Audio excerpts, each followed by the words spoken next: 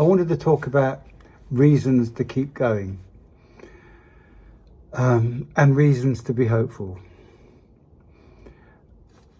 When first was offered treatment, the operation, the chemotherapy, the anti-hormone drugs and so forth, there was that choice. There was the choice of just accept it and live a normal life for 2, maybe 3 years, or go through the treatment and live for perhaps an average of 5 years. And I opted for the average of 5 years. And I've known people that have said, oh, well, you know, I'd rather live a normal life for 2 years, and that's their choice. So they go that route, and unfortunately they're long gone. But the thing is, at the time, we were saying, oh, you never know what's going to be around the corner. You don't know what's going to be here in 5 years' time. There's medical advances being made all the time. Well, it's all very well saying that, but you have to believe it. But all of a sudden, there's all these things coming out. I read last week about a new treatment that could reverse tumours in about a quarter of the people with prostate cancer.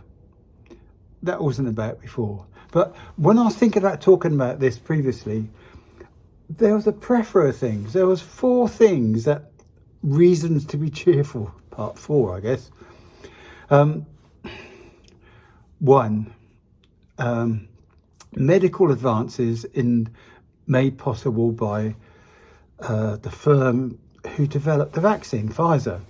They were investigating treatments for cancer with the I think it's rDNA or RNA, with this new form of treatment.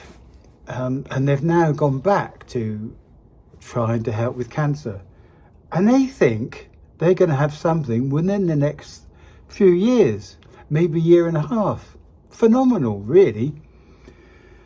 There's also something called fragmented viral DNA. Don't ask me what that is. I tried looking it up and nearly fell asleep. But apparently in our makeup, in our DNA, there's things that we've had for thousands of years that have been passed down that can be reactivated to treat cancer. Who knew that 2 or 3 years ago? And you've got AI making advances before it kills us all. That's going to try and help us. And quantum advanced computing, quantum, I can't say it.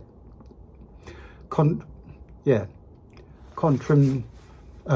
computing, and that's storming ahead. That's making decisions that we hadn't even thought possible, at the speed we haven't thought possible.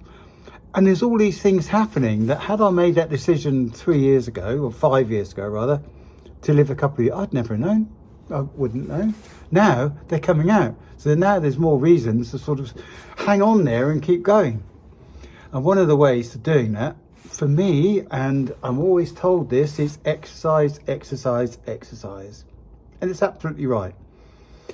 The postman came to see us, popped by on his weekly visit, and said, oh, Alan, he said, because he sees me out walking in Rupert around the village. And he said, Alan, I said, it's really good you're out getting exercise. You and Laura getting exercise, because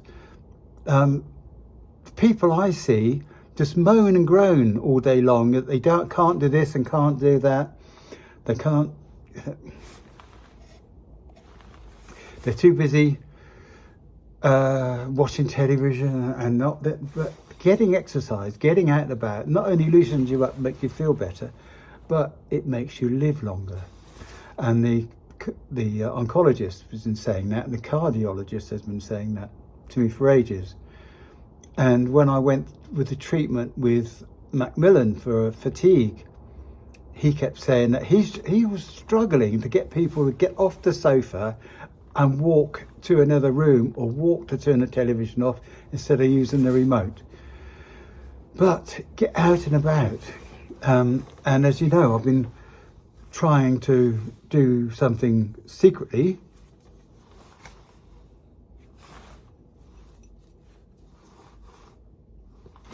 Yes, and it says finisher. That's a formal 10k run, but I did it virtually. Actually, it was quite funny because I really suffered during the run. I overdid it, I think. It was a terrible time compared to normal runners, but muscles are aching and everything was really, really difficult. So I did I think I did about 4.5, 5k, no, actually it was 6k on my own. Then I went back to pick Rupert up because Laura's waiting for me to walk Rupert. So I didn't change my running shoes and things. I was in out, had to help make the bed and had to do a couple of other things, and then went out with Rupert, started running again. Poor Rupert. When we got back, he just collapsed on the floor, and Laura kept saying, I don't understand why he's so tired, but he's not getting up moving at all. I said, no, I don't know. And I said, no, it's unusual, but never mind, he'll be all right the next day, which he was sort of. But poor boy, he enjoyed running along off lead, but he did suffer that day and the next day. But I feel really good that I've managed it. But I wanted to say, get out there and exercise, and things are looking better. Things are beginning to pick up. Things are on the horizon, and it's a bit, if you keep yourself going, you may get the benefit of these things. So keep going.